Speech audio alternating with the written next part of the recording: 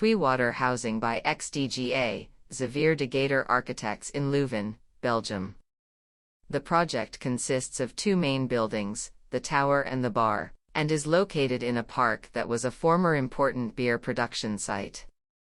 The tower develops over 20 levels for a total height of 70 meters and 9,000 square meters of apartments. This landmark is composed of juxtaposed and offset prisms that not only allow for an accentuation of the volume's mass but also offer ample, diversified, and open views towards the context.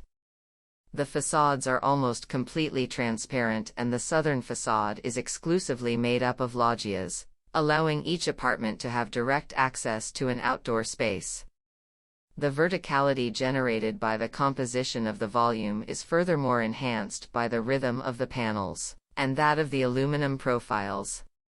The bar, on the other hand, develops over 140 meters in length, 6 levels in height, for a total of 19,000 square meters of housing and commercial programs.